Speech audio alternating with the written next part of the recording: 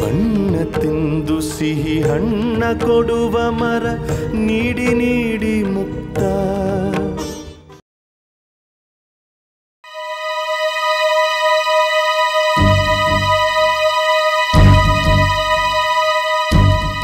Sessions case 330 now 2010 Rudrakshipura Ring Road Police Station versus Nivedita Devasagara and others.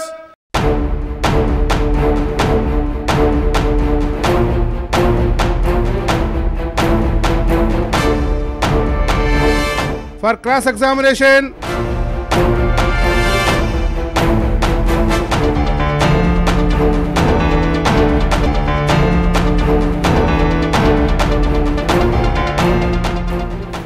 Mister Madhusudan, ಅವತ್ತು IB ಒಳಗೆ ನಿವೇದಿತಾ ಅವರನ್ನ ನಿರ್ಮಲಾ ಅವರನ್ನ check ಮಾಡದೆ ಒಳಗೆ ಬಿಟ್ಟಿದ್ದು ತಪ್ಪು ಅಂತ CSP ಅವರು ವಿಚಾರಣೆ ಮಾಡಿದಾಗ ಒಪ್ಕೊಂಡ್ರಿ.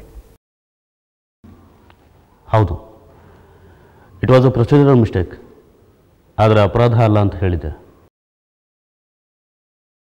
ಅಪರಾಧ ಮಾಡಿದಿರೋ ಇಲ್ವೋ ಅನ್ನೋ ವಿಚಾರಕ್ಕೆ ಆಮೇಲೆ ಬರೋಣ. ಪ್ರೊಸೀಜರಲ್ ಮಿಸ್ಟೇಕ್ ಹೌದೋ ಅಲ್ವೋ? ಹೌದು. ಈ ಕೇಸ್ಗೆ ಸಂಬಂಧಪಟ್ಟ ಹಾಗೆ ಎಷ್ಟು ಸಾರಿ ಈ ಥರದ ಪ್ರೊಸೀಜರಲ್ ಮಿಸ್ಟೇಕ್ಗಳನ್ನ ಮಾಡಿದ್ದೀರಿ? ಅಂದರೆ ಅರ್ಥ ಆಗಲಿಲ್ಲ. ಪ್ರಶ್ನೆ ಸಿಂಪಲ್ ಆಗಿದೆ. ಈ ಕೇಸ್ಗೆ ಸಂಬಂಧಪಟ್ಟ ಹಾಗೆ ಈ ಮಿಸ್ಟೇಕ್ ಅಲ್ಲದೆ ಬೇರೆ ಇದೇ ತರಹದ ಮಿಸ್ಟೇಕ್ಗಳನ್ನ ಎಷ್ಟು ಸಾರಿ ಮಾಡಿದ್ದೀರಿ ಅಂತ ಕೇಳ್ತಿದ್ದೀನಿ. ಎಷ್ಟು ಸಾರಿ ಅಂತ ಹೇಳೋದು ಕಷ್ಟ ಆಗುತ್ತೆ. ಯಾರೇ ಆಗಲಿ ಮನುಷ್ಯ ಅಂದಮೇಲೆ ಮಿಸ್ಟೇಕ್ಸ್ ಮಾಡೇ ಮಾಡ್ತಾರೆ. ಅದೇನು ಅಪರಾಧ ಅಲ್ವಲ್ಲ. ಅಪರಾಧದ ಬಗ್ಗೆ ಆಮೇಲೆ ಮಾತಾಡೋಣ ಅಂತ ಹೇಳಿದ್ನಲ್ಲ. ಅಲ್ಲಿ ನಿಂತಿದ್ದಾರಲ್ಲ ಚಿತ್ತರಂಜನ್ ಅವರು, ಅವರು ತಾವೇ ರಾಜಾನಂದ ಸ್ವಾಮಿ ಅವರ ಕಾರಲ್ಲಿ ಬಾಂಬ್ ಇಟ್ಟಿದ್ದು ಅದು ನಿವೇದಿತಾ ಅವರ ಆದೇಶದ ಮೇರೆಗೆ ಅಂತ ಈ ಕೋರ್ಟಲ್ಲಿ ಸಾಕ್ಷಿ ಹೇಳಿದ್ರು. ಹೌದು. ಚಿತ್ತರಂಜನ್ ಎಂಥ ವ್ಯಕ್ತಿ ಅಂತ ಹೇಳ್ತೀರಿ?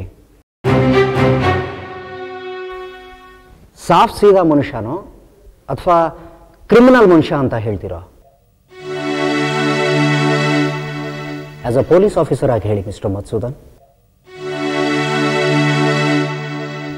ನನ್ನ ಒಪಿನಿಯನ್ ಹೇಳೋದಾದರೆ ಹಿ ಈಸ್ ಎ ಕ್ರಿಮಿನಲ್. ಸಾಮಾನ್ಯವಾಗಿ ಒಬ್ಬ ನುರಿತ ಪೊಲೀಸ್ ಆಫೀಸರ್ ಒಬ್ಬ ಕ್ರಿಮಿನಲ್ನ ನೋಡಿದ್ರೆ ಸಂದೇಹ ಬರುತ್ತೆ, ಈತ ನೇರವಾದ ಮನುಷ್ಯ ಅಲ್ಲ ಅಂತ. ಹೌದು ಅಂತೀರೋ ಅಥವಾ ಇಲ್ಲ ಅಂತೀರೋ? ಹೌದು. ನೋಡಿ, ನೀವು ನಿಮ್ಮ ಮನೆ ರಿಪೇರಿ ಆಗ್ತಿದೆ ಅನ್ನೋ ಕಾರಣಕ್ಕೋಸ್ಕರ ಕೆಲವು ತಿಂಗಳು 3ನೇ ಆರೋಪಿಯಾದ ಶರ್ಮಿಳಾ ಶಂಕರ್ ಮೂರ್ತಿ ಅವರು ಮನೆಯಲ್ಲಿದ್ರಿ. ಹೌದು. ಈ ಚಿತ್ತರಂಜನ್ ಅವರು ನೀವು ಅದೇ ಮನೆಯಲ್ಲಿದ್ದಾಗ ಅದೇ ಮನೆಗೆ ಪೇಯಿಂಗ್ ಗೆಸ್ಟ್ ಆಗಿ ಬಂದು ಸೇರ್ಕೊಂಡ್ರು. ಹೌದು. ಹಾಗೆ ಒಬ್ಬ ಕ್ರಿಮಿನಲ್ ನೀವಿರೋ ಮನೆ ಬಂದು ಸೇರ್ಕೊಂಡಾಗ ನೀವೇನಾದ್ರೂ ಕ್ರಮ ತಗೊಂಡ್ರಾ?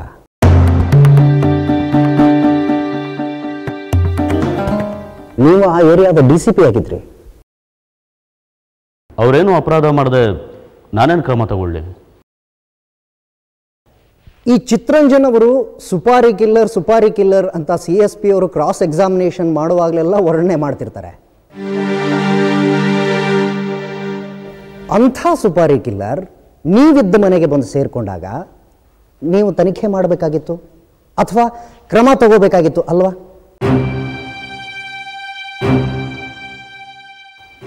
ಆಗ ನನಗಿನ್ನೂ ಅವ್ರು ಸುಪಾರಿ ಕಿಲ್ಲರ್ ಅನ್ನೋ ವಿಚಾರ ಗೊತ್ತಿರಲಿಲ್ಲ.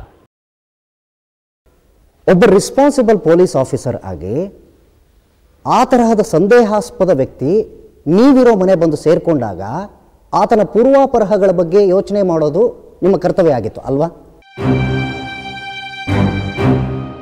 ನೀವು ಆ ಏರಿಯಾದ DCP ಆಗಿದ್ರಿ, ನಿಮಗೆ ಬುದ್ಧಿ ಇತ್ತು, ಶಕ್ತಿ ಇತ್ತು, ತನಿಖೆ ಮಾಡಬೇಕಾಗಿತ್ತು ಅಲ್ವಾ? ಅವರು ನಿವೇದಿತಾ ಅವ್ರ ಫ್ರೆಂಡು, ಹಾಗಾಗಿ ತನಿಖೆ ಮಾಡೋ ಅವಶ್ಯಕತೆ ನನಗೆ ಕಾಣಿಸ್ಲಿಲ್ಲ.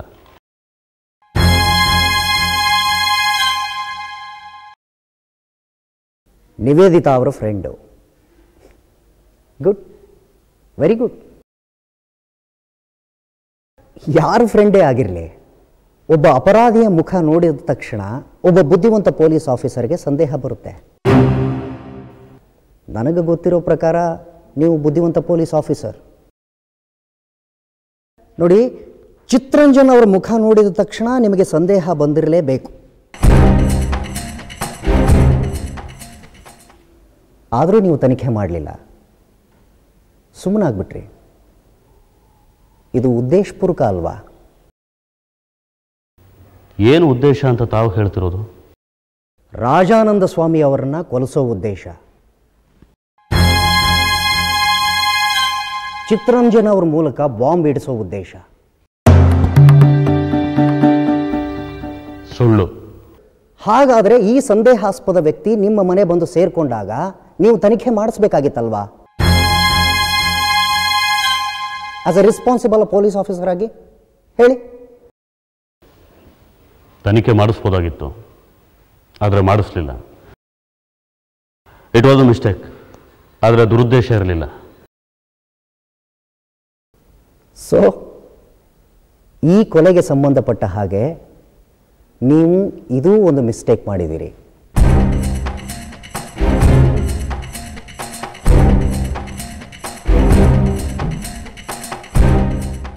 ನೋಡಿ, ನಾನು ನಿಮಗೊಂದು ಫೋಟೋ ತೋರಿಸ್ತೀನಿ.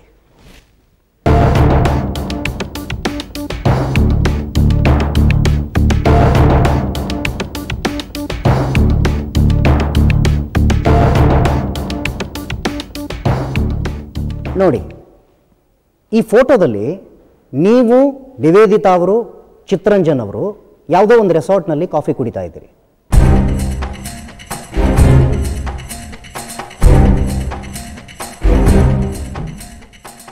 ಹೌದು. ಯಾಕೆ ಕೂತಿದ್ರಿ? ಏನ್ ಮಾತಾಡ್ತಿದ್ರಿ?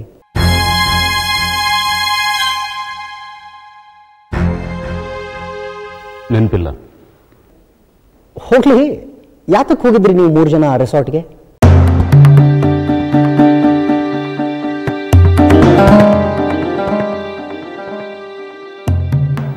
ನನಗೆ ಸರಿಯಾಗಿ ನೆನಪು ಬರ್ತಿಲ್ಲ. ನಾನು ನೆನಪು ಮಾಡಿಕೊಡ್ತೀನಿ. ಅವತ್ತು ನಿವೇದಿತಾ ಅವರು ನಿಮಗೆ ಫೋನ್ ಮಾಡಿ ನಿಮ್ಮ ಜೊತೆ ಮಾತಾಡಬೇಕು, ಗ್ರೀನ್ ವ್ಯಾಲಿ ರೆಸಾರ್ಟಿಗೆ ಬನ್ನಿ, ಕಾಫಿ ಕುಡ್ಕೊಂಡು ಮಾತಾಡೋಣ, ಬರೋವಾಗ ಚಿತ್ತರಂಜನ್ ಅವ್ರನ್ನು ಕರ್ಕೊಂಡು ಬನ್ನಿ ಅಂದರು.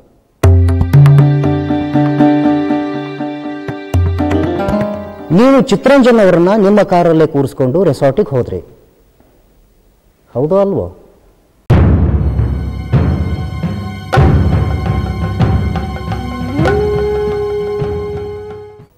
ಹಾಂ, ಹೌದು.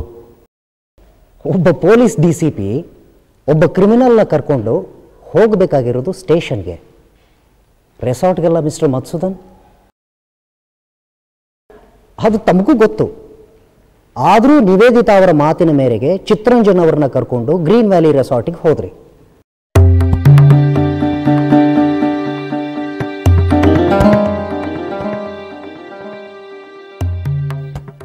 ಒಬ್ಬ ಪೊಲೀಸ್ DCP ಆಗಿ ಒಬ್ಬ ಕ್ರಿಮಿನಲ್ನ ಕರ್ಕೊಂಡು ರೆಸಾರ್ಟಿಗೆ ಹೋಗೋದು ಸರಿ ಅನ್ಸುತ್ತಾ ನಿಮಗೆ?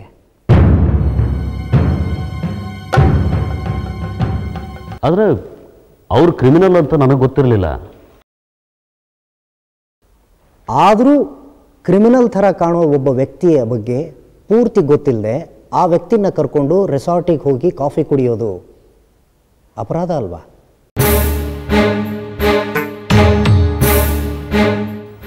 ಅಪರಾಧ ಯಾಕಾಗುತ್ತೆ? ಅಪರಾಧ ಅಲ್ಲ. Maybe it was a mistake. Yes, it was a mistake. So ಇದು ತಮ್ಮ 3ನೇ ಮಿಸ್ಟೇಕ್.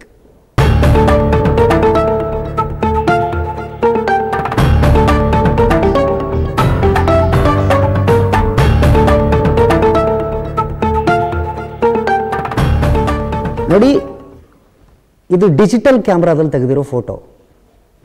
ಇದರಲ್ಲಿ ಡೇಟ್ ಕೂಡ ಇದೆ, 17th ನವೆಂಬರ್ 2010.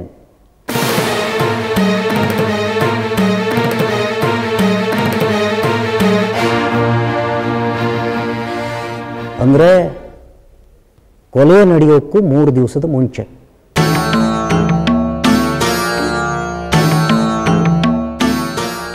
ಮೊದಲನೇ ಆರೋಪಿಯಾದ ನಿವೇದಿತಾ, ತಾನೇ ಬಾಂಬ್ ಇಟ್ಟಿದ್ದು ಅಂತ ಒಪ್ಪಿಕೊಳ್ಳೋ ಚಿತ್ತರಂಜನ್ ಮತ್ತು ಪೊಲೀಸ್ ಆಫೀಸರ್ ಆದ ನೀವು ಕೊಲೆ ನಡೆಯೋದಕ್ಕಿಂತ 3 ದಿವಸದ ಮುಂಚೆ ಒಂದು ಜಾಗದಲ್ಲಿ ಸೇರಿದಿರಿ.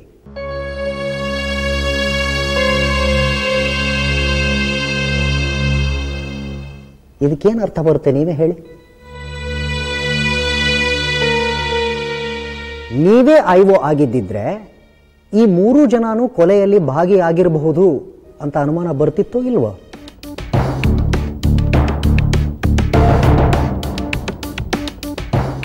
ಹೈಪಥೆಟಿಕಲ್ ಪ್ರಶ್ನೆಗಳನ್ನು ಕೇಳಬೇಡಿ ಮಿಸ್ಟರ್ ಸತ್ಯದೇವ್ ಪಾಠಕ್. ನೀವು ಪ್ರಶ್ನೆ ಕೇಳ್ತಿರೋ ಉದ್ದೇಶ ನನಗೆ ಅರ್ಥ ಆಗಿದೆ, ಅದನ್ನು ಅಲ್ಲಿಗೆ ಬಿಟ್ಬಿಡಿ. ಸರಿ ಯುವರ್ ಆನರ್. ಸೊ ಈ ಕೇಸಿಗೆ ಸಂಬಂಧಪಟ್ಟ ಹಾಗೆ ನೀವು ಅಪರಾಧಗಳನ್ನು ಮಾಡಿಲ್ಲ, ಪ್ರೊಸೀಜರಲ್ ಮಿಸ್ಟೇಕ್ಗಳನ್ನ ಮಾಡಿದಿರಿ. ಇರಬಹುದು. ಪರೀಕ್ಷಿತ್ ಪೂಂಜಾ ಅಂತ ಕೇಳಿದ್ದೀರಾ ನೀವು? ಹಾಂ, ಫೇಮಸ್ ಕ್ರಿಮಿನಾಲಜಿಸ್ಟ್. ಕ್ರಿಮಿನಾಲಜಿ ಬಗ್ಗೆ ಅನೇಕ ಪುಸ್ತಕಗಳನ್ನ ಬರೆದಿದ್ದಾರೆ. ಎಸ್. ಅವರು ಯಾವ ಥರದ ಕ್ರಿಮಿನಾಲಜಿಸ್ಟ್? ತುಂಬ ದೊಡ್ಡ ವಿದ್ವಾಂಸರು, ಗ್ರೇಟ್ ಕ್ರಿಮಿನಾಲಜಿಸ್ಟ್. ಎಸ್. ಎಲ್ರಿ ಆ ಪರೀಕ್ಷಿತ್ ಪೂಂಜಾ ಅವ್ರ ಪುಸ್ತಕ ಕೊಡಿ. ಕ್ರಿಮಿನಾಲಜಿ ಇನ್ ಇಂಡಿಯನ್ ಪರ್ಸ್ಪೆಕ್ಟಿವ್ ಅನ್ನೋ ಪುಸ್ತಕದಲ್ಲಿ ಹೀಗೆ ಬರೀತಾರೆ ಅವರು. Often many number of procedural mistakes by a police officer lead to a grave. Offender takes a shelter behind the officers procedural mistakes ಅಂತ ಹೇಳ್ತಾರೆ. ಅಂದರೆ ನಿಮ್ಮ ಪ್ರೊಸೀಜರಲ್ ತಪ್ಪುಗಳು ಕೂಡ ರಾಜಾನಂದ ಸ್ವಾಮಿಯವರ ಕೊಲೆಗೆ ಪರೋಕ್ಷವಾಗಿ ಕಾರಣವಾಗಿದೆ.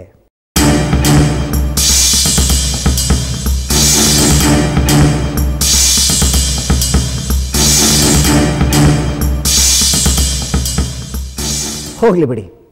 CSP ಅವ್ರು ಕೇಳಿದಾಗ ಹೇಳಿದ್ರಿ ಬಿಂಗಾ ಅವರು ನಿಮ್ಮ ಮೇಲಿನ ದ್ವೇಷಕ್ಕೆ ಈ ಕೊಲೆ ಕೇಸ್ನಲ್ಲಿ ನಿಮ್ಮನ್ನು ಸಿಗಹಾಕಿಸಿದ್ದಾರೆ ಅಂತ. ದ್ವೇಷ ಮಾತ್ರ ಅಲ್ಲ, ನನ್ನಿಂದ ಅವ್ರಿಗೆ ಅಪಾಯ ಇದೆ ಅಂತ ಕೂಡ ಅವ್ರಿಗನ್ಸಿತ್ತು. ಅವರಿಗೆ ನಿಮ್ಮ ಮೇಲೆ ಯಾವ ದ್ವೇಷನೂ ಇರಲಿಲ್ಲ, ಸುಳ್ಳು ಹೇಳ್ತಿದ್ದೀರಾ ಅಂತ ನಾನು ಹೇಳ್ತೀನಿ.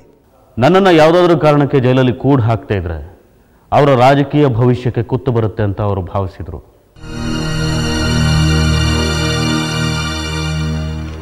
ನೋಡಿ,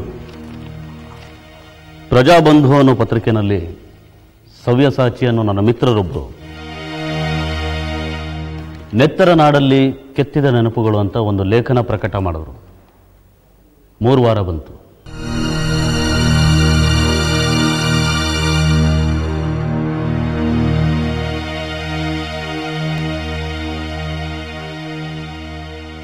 ಭಿಂಗಾ ಸಾಹೇಬರು ಮತ್ತು ಅವರ ಶಿಷ್ಯಂದರು ದೇವಸಾಗರದಲ್ಲಿ ಆಲ್ಬರ್ಟ್ ಶಿಕಾಗೋ ಅನ್ನೋ ಒಂದು ಕಂಪನಿಗೋಸ್ಕರ ತಮ್ಮ ರಾಜಕೀಯ ಶತ್ರುಗಳನ್ನು ಮುಗಿಸೋಕ್ಕೋಸ್ಕರ ಯಾವ ರೀತಿ ನಡ್ಕೊಂಡಿದ್ದಾರೆ ಅನ್ನೋದನ್ನು ವಿವರಿಸುವಂಥ ಲೇಖನ ಮಾಲೆ.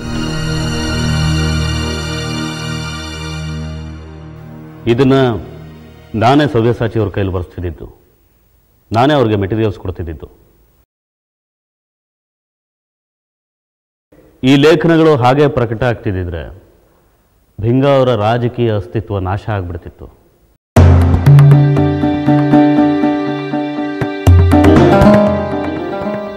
ಅವರು ಈ ಲೇಖನಗಳನ್ನು ನಿಲ್ಲಿಸಬೇಕಿತ್ತು. ಅದಕ್ಕೆ ನನ್ನನ್ನು ಈ ಕೇಸ್ನಲ್ಲಿ ಸಿಕ್ಕಾಕಿಸಿ ಜೈಲಿಗೆ ಹೋಗೋ ಹಾಗೆ ಮಾಡಿದ್ರು.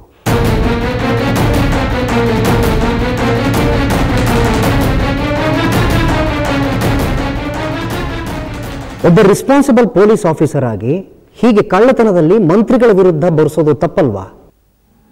ತಪ್ಪಿರಬಹುದು, ಆದರೆ ಅಪರಾಧ ಅಲ್ಲ ಅನ್ನೋದು ನನ್ನ ಭಾವನೆ.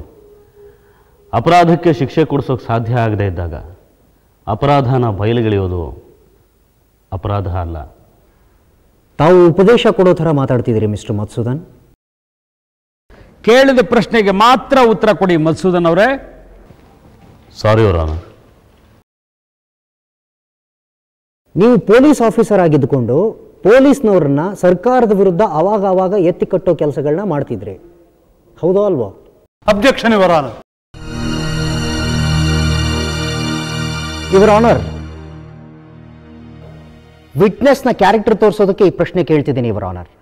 To impeach his credit worthiness ಈ ಪ್ರಶ್ನೆ ಕೇಳ್ತಿದ್ದೀನಿ. Proceed. You may answer the question please. ನಾನು ಪೊಲೀಸ್ ಆಫೀಸರ್ಸ್ ಅಸೋಸಿಯೇಷನ್ ಫಾರ್ಮ್ ಮಾಡಿದ್ದೆ. ಯೂನಿಯನ್ ಮೂಲಕ ಸರ್ಕಾರದ ವಿರುದ್ಧ ಸ್ಟ್ರೈಕ್ ಮಾಡಿದ್ರೆ ಅದು ಕಾನೂನು ಬಾಹಿರ ಆಗುತ್ತೆ. ಆದರೆ ಅಸೋಸಿಯೇಷನ್ಗಳ ಮೂಲಕ ಪೊಲೀಸರ ಪರವಾಗಿ ನ್ಯಾಯ ಕೇಳಿದ್ರೆ ಅದು ತಪ್ಪು ಅಲ್ಲ, ಅಪರಾಧನೂ ಅಲ್ಲ. ಕೆಲವು ರಾಜಕಾರಣಿಗಳು ಅನೇಕ ಸಾರಿ ಪೊಲೀಸ್ನವ್ರನ್ನ ನ್ಯಾಯವಾಗಿ ಕೆಲಸ ಮಾಡೋದಕ್ಕೆ ಬಿಡಲ್ಲ. ತಮ್ಮ ಕ್ರಿಮಿನಲ್ ಶಿಷ್ಯಂದ್ರನ್ನ ಬಚಾವ್ ಮಾಡೋದಕ್ಕೋಸ್ಕರ ನಮ್ಮನ್ನು ಆಯುಧವಾಗಿ ಬಳಸ್ಕೋತಾರೆ.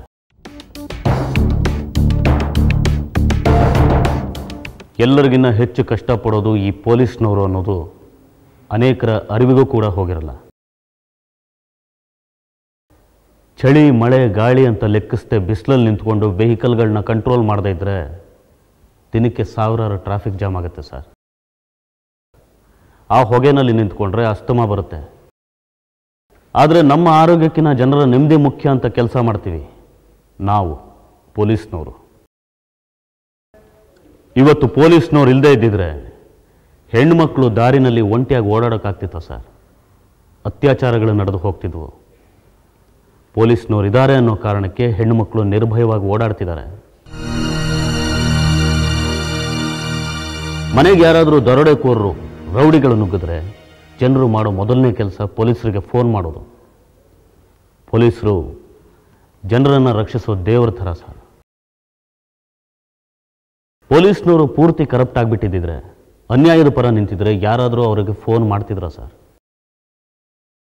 ಜನರು ನಿರ್ಭಯವಾಗಿ ನೆಮ್ಮದಿಯಾಗಿ ಜೀವನ ಮಾಡ್ತಿದ್ದಾರೆ ಅಂದರೆ ಅದಕ್ಕೆ ಪೊಲೀಸ್ನವರು ಬಹುಮಟ್ಟಿಗೆ ಕಾರಣ ಸರ್.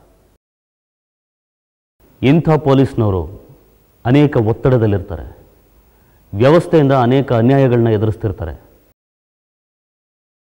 ಆಗ್ತಿರೋ ಅನ್ಯಾಯಗಳಿಂದ ಪೊಲೀಸ್ನವ್ರನ್ನ ರಕ್ಷಣೆ ಮಾಡೋದಕ್ಕೆ ಅಸೋಸಿಯೇಷನ್ ಮಾಡಿಕೊಂಡೆ, ಯಾವುದೇ ಅಪರಾಧ ಮಾಡೋಕ್ಕಲ್ಲ.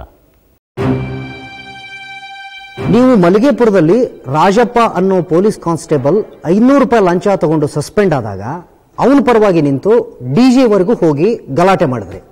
ನೋಡಿ, ಅದ್ರ ಪೇಪರ್ಸ್ ಇಲ್ಲಿದೆ.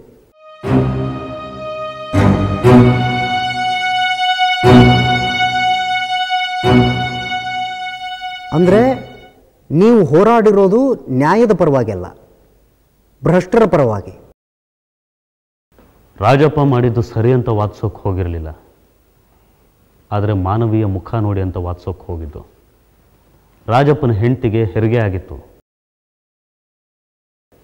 ಹಾಸ್ಪಿಟಲ್ಗೆ ಕಟ್ಟೋಕೆ ದುಡ್ಡಿರಲಿಲ್ಲ, 500 ರೂಪಾಯಿ ಲಂಚ ತಗೊಂಡಿದ್ದ. ಕಾನೂನು ಕಾಯೋಕೆ ಹಗಲು ರಾತ್ರಿ ಕಷ್ಟಪಡ್ತಾರೆ, ಆದರೆ ಇವರು ಘನತೆಯಿಂದ ಕೆಲಸ ಮಾಡೋಷ್ಟು ಸಂಬಳ ಬರಲ್ಲ. ಇವರು ಯಾರನ್ನು ಅರೆಸ್ಟ್ ಮಾಡಬೇಕಾಗಿದೆಯೋ ಆ ಕ್ರಿಮಿನಲ್ಗಳು, ಅಂಡರ್ವರ್ಲ್ಡ್ನವರು ಇವ್ರಿಗಿನ್ನ 1000ದಷ್ಟು ಸಂಪಾದನೆ ಮಾಡಿ 2 ಕಾರುಗಳಲ್ಲಿ ಓಡಾಡ್ತಿರ್ತಾರೆ. ಇವ್ರಿಗೆ ಹೊಟ್ಟೆ ಉರಿಯಲ್ವಾ? ಚಂಚಲ ಮನಸ್ಸಿನವರು ಕರಪ್ಟ್ ಆಗ್ಬಿಡ್ತಾರೆ ಸರ್.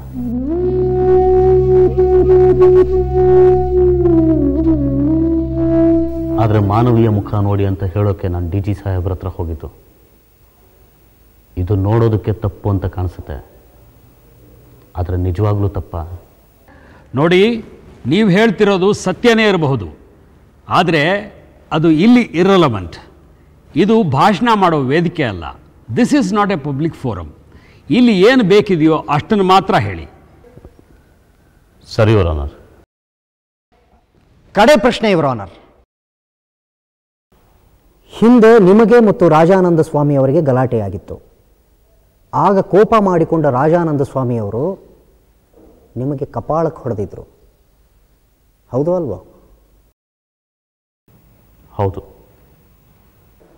ಆ ಕೋಪಕ್ಕೆ ಮತ್ತು ಅವಮಾನಕ್ಕೆ ನೀವು ರಾಜಾನಂದ ಸ್ವಾಮಿಯವರ ಕೊಲೆಯಲ್ಲಿ ಮೊದಲನೇ ಹಂತದಿಂದ ಕೊನೆಯ ಹಂತದವರೆಗೂ ಪ್ಲಾನ್ ಸಿದ್ಧ ಮಾಡೋಕ್ಕೆ ಸಹಾಯ ಮಾಡಿದ್ದೀರಿ.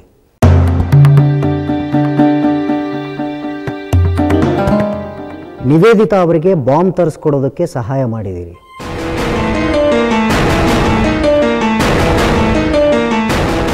ಮತ್ತು ಎಲ್ಲ ಹಂತದಲ್ಲೂ ಈ ಕೊಲೆಯಲ್ಲಿ ನೀವು ಭಾಗಿಯಾಗಿದ್ದೀರಿ ಅಂತ ಹೇಳ್ತೀನಿ. ಇಲ್ಲ, ಸುಳ್ಳು. That's all your honour.